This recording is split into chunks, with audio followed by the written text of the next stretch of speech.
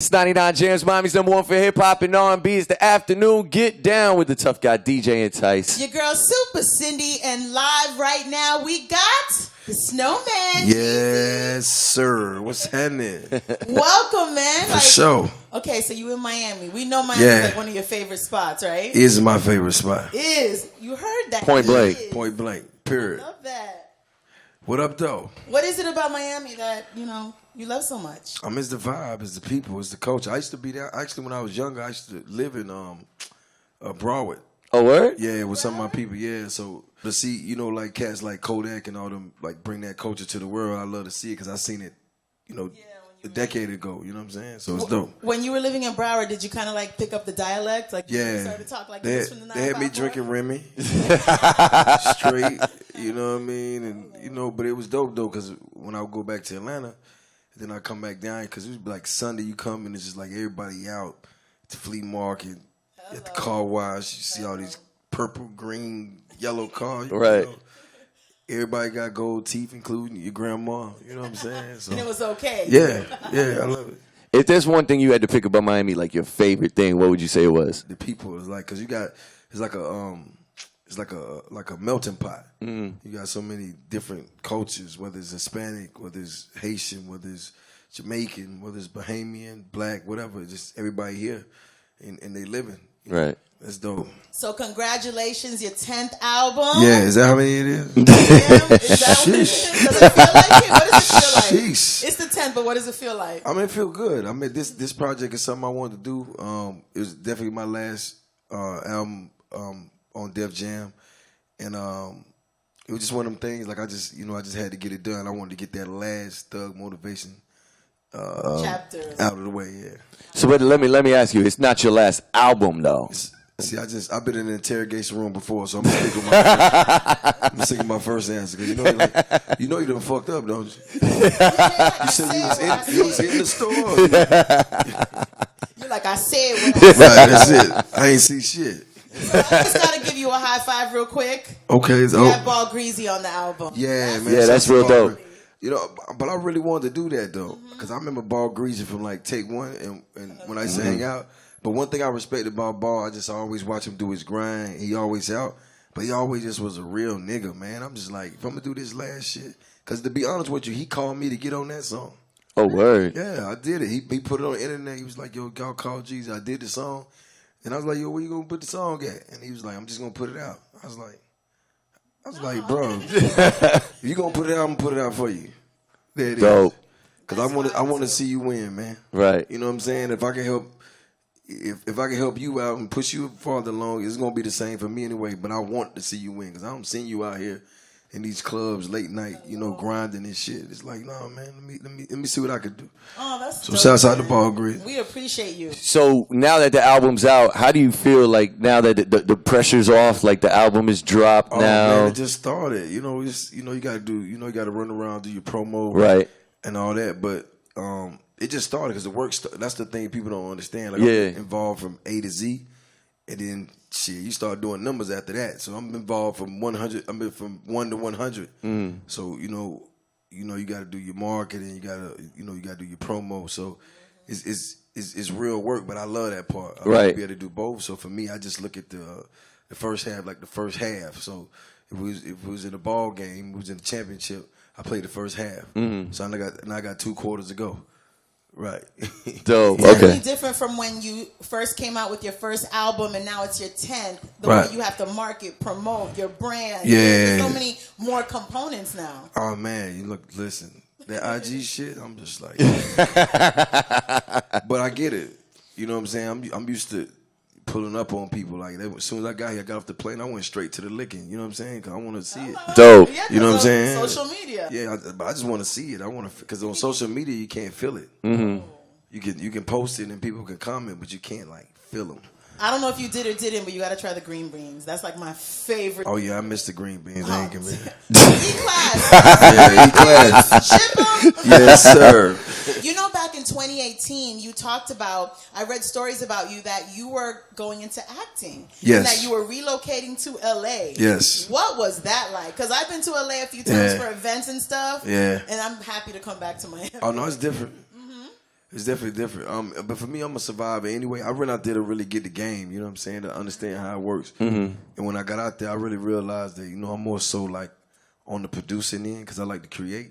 So once I peeped the game and saw what it was, I'm like, with acting is a little tricky. Like I still, do the acting, but it's a little tricky because it's a hurry up and wait game. I just don't like to work for nobody. Right. You know what I'm saying? So I'd rather create my own stuff and, I want to be the cube, create your own, content, movies, whatever, and you just promote it. It's like music.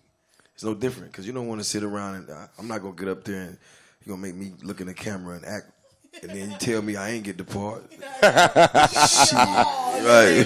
But what is like an audition with Jeezy? Like when you walk in, do they know you're Jeezy or are they calling you your real name, J. Jenkins? Yeah. Like, how was that? Is that nerve wracking? No, it's cool because you have to, I'm a certified gangster, so I have to calm my G down and be like, hey, and then he be like louder. I'll be like, yo, man, you can't talk to me like that, but because they want you to, get into the part. So with that being said, it's just like people can write parts for you to do to portray, but just imagine if you're able to write your own content and portray the things. You'll give it like my man Sylvester Stallone. With the first Rocky. Yeah. You know what I'm saying? They wrote that. Right. For him. Right. Yeah, he wrote it. He wrote it. Oh, he wrote it. He Yeah. wrote it, produced it, and everything. Yeah. So that's the vibe you rather be. Yeah, I want to create. Like that's and they just did the one with Michael B. B. Jordan. Yeah, the Creed one. Yeah, but he came back and Michael stepped to him like, yo, we should do Creed, and they did again. But I'm just saying, this is their brand, their stuff. You know what I mean? Like that's what I want to be on. I'm all about ownership. I can't work for nobody. Was it janky promoters that got you into the acting thing? Because I remember seeing you back then in that movie. It was something that was in my next 10-year plan because I know I could do it. I've been in front of a camera my whole life, but I was on tour and Cube called me. He was like, yo, you want to get in this movie? I was like, all right, cool. And then I just went up there and, read the script. And, they threw me right in. You know what I'm saying? But I always wanted to learn from Cube or either Samuel Jackson, which is a good friend of mine. But I just want to get around those guys and learn the game because it's just like they get it. And they ain't like, they're going to give you the game. They ain't trying to sabotage you or hinder you because they cool. So it was a lot of stuff I learned from Cube, even about acting, even about creating my own, content. And I was just like, damn, that's cool, man. Because that's what they're doing. They're basically like doing what we do on a movie level, but we doing music. You know what I'm saying? He just flipped the game. So I'm just like, yo, this is crazy. Like 2 weeks ago, Ice Cube was here, and that was the first time I met him in person and interviewed him because the Big 3 was being played here. Right. After he left, I was like, that was one of my most favorite interviews ever. Like his energy, his vibe, we laughed. Like he was so 100. It was so dope. Cube dope, man. He the man for real. Yeah, Cube. I got to commend him because if he pulled this Big 3 thing off, it's gonna be just as big as the NBA. Right. You know what I'm saying? If not bigger. Right. Hello. So listen. So how would you, if you were gonna write yourself into a movie, right, last action hero type of guy, like what type of role would you want to play? James St. Patrick. Oh, Ghost. Yeah. Okay. That guy. Now I would love to play parts that people wouldn't expect. You know what I'm saying? Just to get creative. Like I like Kevin's Hart, his last movie, the one where he was helping the crippled guy. Oh yeah, okay. I just feel like that's something he wouldn't. People might look. You don't expect that from him. Yeah, right. It was like it was dope to see. You know what I'm saying? Just so you can push the envelope. You don't have to just do the norm. Because they want you to come in. They want, okay, we need you to play a gangster. Drug dealer. Right. Yeah, I'm like, shit, I ain't got to play that. I'm on the way. Shit, it is what it is, baby. Right. For real. So we got to talk about your business ventures. Yes. Figures Wireless. Shouts out to Freddie Figures. So is that cell phones? Yeah, we have cell phones. We have we just released our F3 cell phone Android. It's crazy. We just released our F-Buds, earbuds. They're waterproof. You can basically swim in the ocean in them. You know what I'm saying? Then we got flat screen TVs that play channels from every continent, country you could think of. I mean, it's crazy. We got a satellite in orbit. It's crazy. Hello. That's crazy. Do you do your earbuds? I heard they translate. Yeah, they translate in real time. So they translate. So if somebody's talking to you in Spanish, you don't understand Spanish. It'll translate into English or vice versa, or whatever language. That's Take crazy. that to the nail salon. Yeah. Eavesdrop on You them. don't want to do that though. You gonna find out some shit. So what got you into the tech world stuff? I mean, I just dug my business partner, man. I just felt like Freddie Figures was just, he's a dope as an individual. Like we kind of got the same story, but when I sat down and just really talked to him, I just seen his passion for it. I'm just like, well, you know, I know how to do that part. If you know how to invent it, like let's figure it out. And it just really worked because it's just like, you know, sometimes, you know, it takes your gift to come with somebody else's gift to make something magnificent. You know what I'm saying? Because he's an inventor. He understands that. I understand my culture. Right. So it's like, let's bring it together and make it make sense. Is this what sparks Entrepreneurial, this side of you? So it was that, and all the business stuff I got going on. So I got, you know, a lot of things going on from Avion Tequila, which I have stake in, from Defiance Fuel, which is athlete water. So we carried in, dope. You know, we carried in some of the major, you know, St. Louis Cardinals, like Detroit Tigers. You know what I'm saying? If you ever look in their dugouts, that's our water. Okay. And then what else? I mean, it's just so much, because that's the thing. Like I always just been a hustler. Like you know what I'm saying? The music is what I do, but I mean, I'm a hustler at heart. Like I ain't the type of person you can drop off on the block and just tell them, you know, hold these little bags of weed. She come back. I'm gonna have to crack it. How does the Snowman transition from being the Snowman to a businessman? You're talking satellites, technology. Yeah. I mean, I just think the hustle don't stop. I just think if you box and that's the thing. A lot of people didn't understand it back then. I came in the game and I said out of my mouth, my first words, I'm corporate thugging. That's what I'm gonna do. I'm gonna get in this shit. I'm gonna figure it out, and I'm gonna be a thug in this corporate world. Hello. You know what I'm saying? That was the goal. Because I hear it all the time. Oh man, you know this and that. It's like I got platinum plaques. I ain't drink my own Kool-Aid, man. I'm cool on that. You know, your turn. You know what I mean? But I want to do this. You know, I'm gonna do music because I love my fans. Right. I love the people that rock with me, and I knew people need real motivation for real though. You know what I'm saying? I can't. You can't be the preacher on Sunday and then somebody call you on Monday with some real problems you don't want to talk to. Right. You can't be their pastor.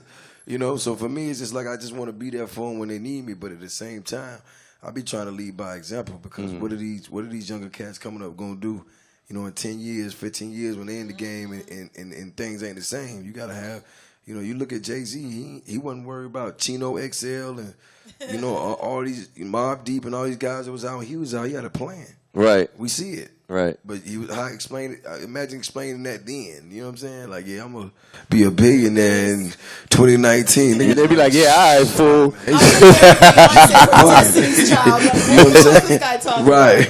So it got to be that. You know what I'm saying? You got to set your mark high and just go for your thing. But that's me. It's like I don't like to explain, but I'd rather, you know, show you. Like, because I always was taught, don't believe with somebody. Like, make sure their words match their actions. Yeah, so for me, it's like, I get it all the time. Man, why you ain't put another album? I'm like, man, I've been working for real. Like, I got like 10 jobs, man. You do realize this, right? You know what I mean? So for me, you know, I just love to get in the music and then let them see me out, you know, making moves like that. You know, the Figures Wireless move, the Avion Tequila move, you know, the real estate stuff I got going on, the steakhouse I have in Atlanta, and all the other, you know, things that I got going. It's just like they might not see that today, but in 10 years, they're going to be like, wow. What do you think in the music industry of your music career, what has been one of the biggest mistakes that you've done that you're like, damn, but also it's a lesson, but right. What is one of your mistakes? I mean, just not realizing in the beginning that, you know, I would have to deal with these same people, you know, 10, 15 years from now. So how they, you know, I was very, very, very G with it. So it'd be like program director wasn't playing my song, I'm pulling up. You never thought 10 years from now you'd be like, hi, right. You know what I'm saying? It'd be like, I show up at parties, I can't get in, we turn it up. You know what I'm saying? So now these same promoters like, yo, you know, I was going to book you, but I thought that such would be safer. So it's just now just rekindling the relationships, because it's just like I was just on the defense about everything, because I felt like it was me against the world. But now I realize that, like, you really have to nurture relationships, because it's business. It ain't. It's all about relationships. Yeah, it's business. Honestly. Yeah, it ain't nothing else. It's like, you know, if you guys deal together, you make money, it's cool. If you don't, you do something else. Speaking of relationships, who in the industry are you really friends with? Like, you consider them a friend? Like, outside of all this, you're like, hey, blah blah. Are you barbecuing today? Like, real friends. I mean, definitely Tip. You know what I'm saying? We really came in. Me and Gotti came in the game together.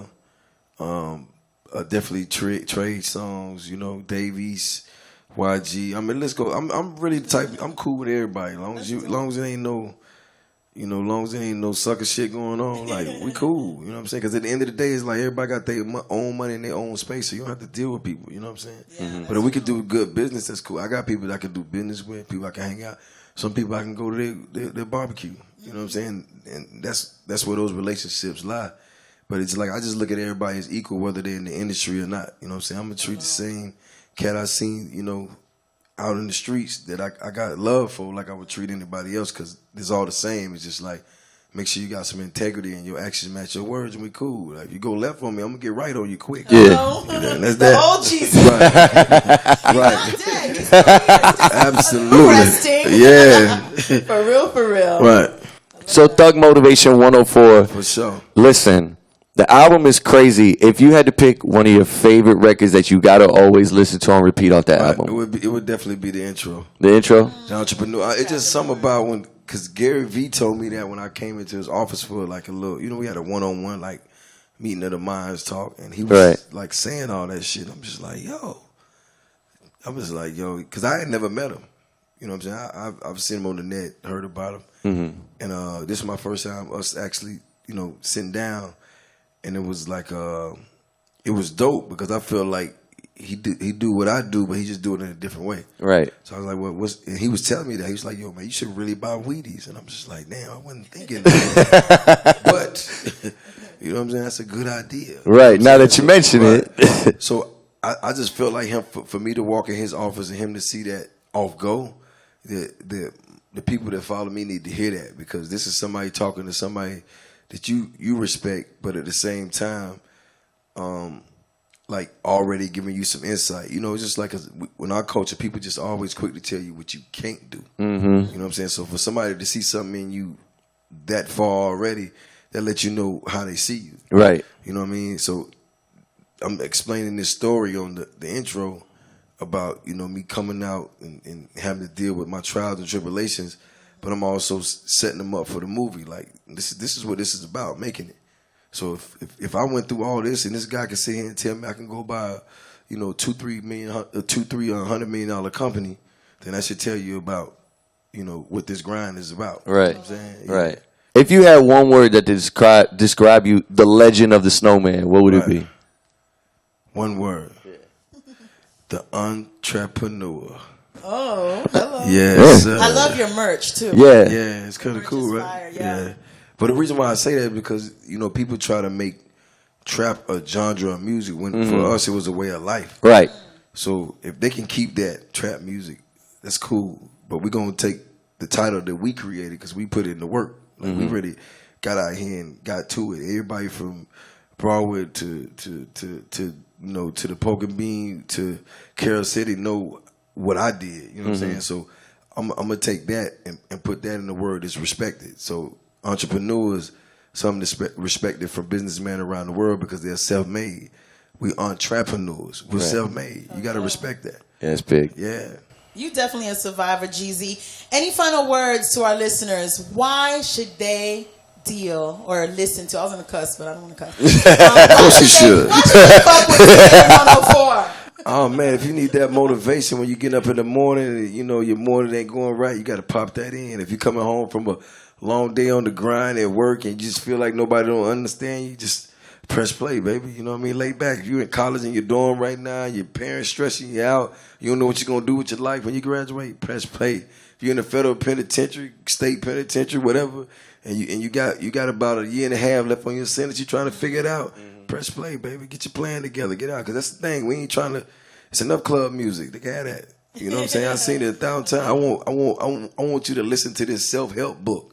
Because that's what it is. It's an audio book. Right. That's what it is. It's a guide. That's what it is. And before you sign out, can you just give us a yeah? Oh, yeah. Yeah. That part. You know what I'm saying?